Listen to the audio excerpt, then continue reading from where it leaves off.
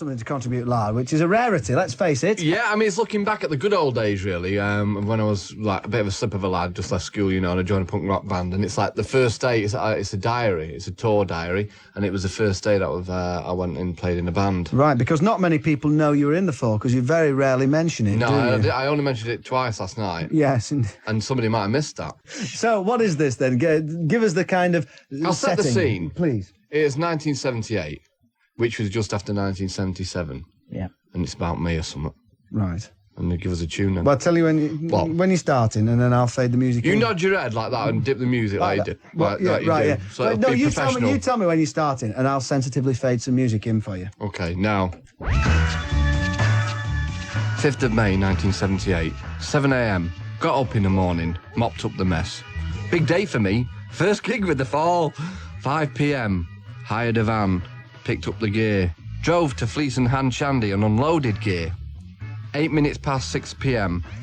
Reloaded van, went to correct venue. The band on the wall. Got a bollocking off Smithy for being 8 minutes late. Quite right too. I must do better. 9 p.m. Took support band's gear off stage and bought loads of beer for my mate Marc Smithy Smith. Sorry, Aki. 9:10 p.m. Polished my mate Marc Smithy Smith's brogues. He's very dapper tonight and I am very proud to be in his band. 10 p.m. It's showtime! Can't find my bass guitar. Got a good kicking off the rest of the band. Quite right too. I must do better. Turns out to be a good joke by my mate Smithy. He hid me bass. How we laughed.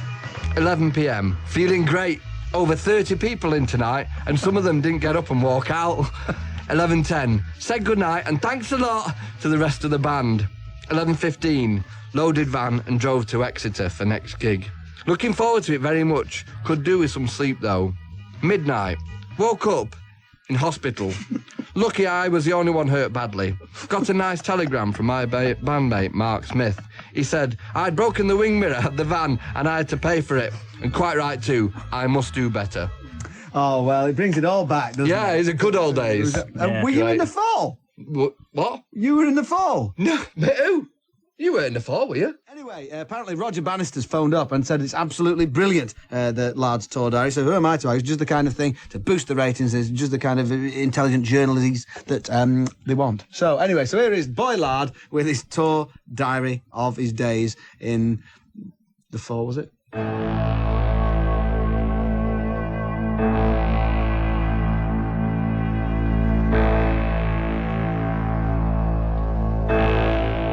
May 19th, 1978. Hiya! Oh, blimey. 5:45 a.m. Oh, blimey, I've overslept. See, it's my turn to make the breakfast this morning, and I'm late. If I get a good thrashing, I will deserve it. I am a very lucky lad. Here I am making breakfast for Marc Smithy. Oyster mushroom omelette I'm making. And Marc is dead famous. He's been in the Manchester Evening News pop page twice. And I believe he's also met one of the Stranglers. Anyway, this won't get the baby bath. Pardon. 6 a.m. at the bus stop. Marc lives about 15 miles from my house, which is my fault. So I get 3 buses to his house. It's pouring down, but at least my fashionable punky bin liner top is keeping my chest dry. 6:30 a.m. Bus hasn't come. Got a taxi instead. 7:45. He's gonna kill me.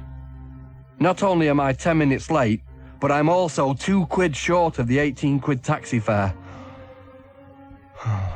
7:50. Had to wake up Smithy to borrow the £2. He is in a filthy mood and I don't blame him. Never mind. Perhaps I can make it up to him with my tasty oyster mushroom omelette. 7:55. F*** me. Forgotten the mushrooms. And the eggs. 7:56. Marc hit me with a very heavy gong double album, and I don't blame him. I must do better. 7:58. Begin the long walk home.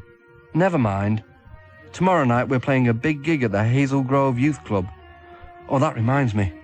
Must remember to take Marc's tank top to the dry cleaners.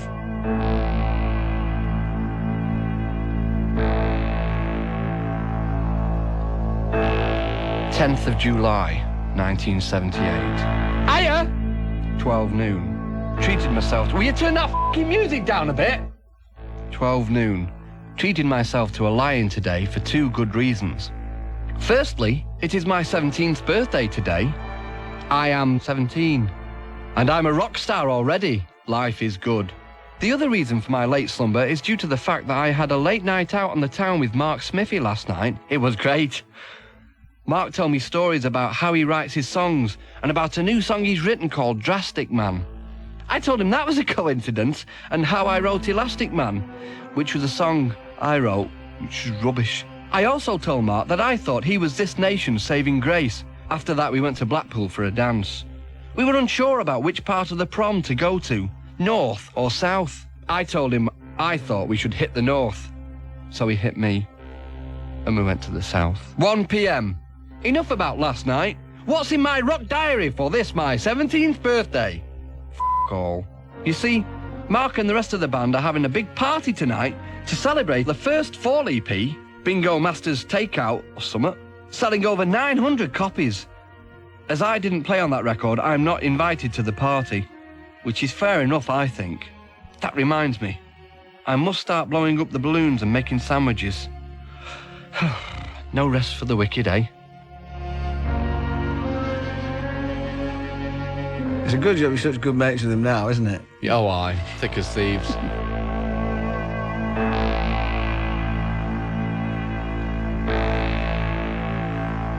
Hiya! Oh. Hiya! 18th of September, 1981. 7:30 a.m. Woke up, got out of bed, mopped up the mess and went downstairs to whittle some drumsticks out of an old log for our drummer, Carl Burnsy Burns.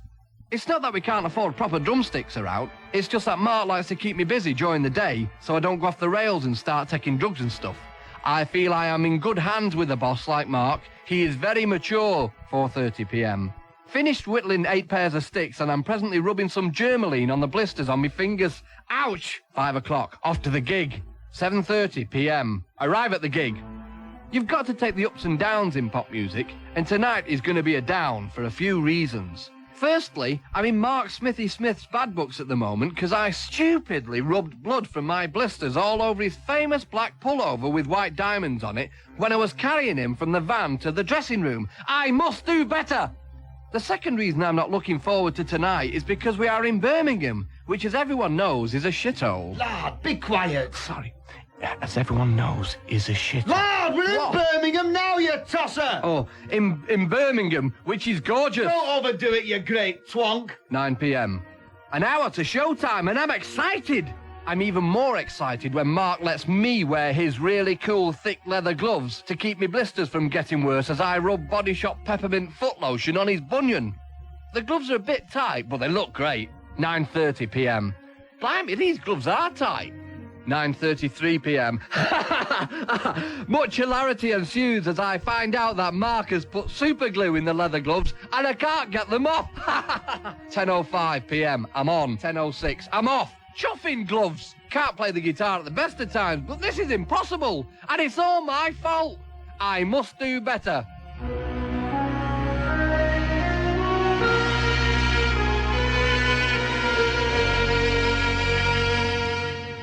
Sadly, all the more tragic for being absolutely true. That's Lardy Boy's Days of Wine and Roses in the Fall.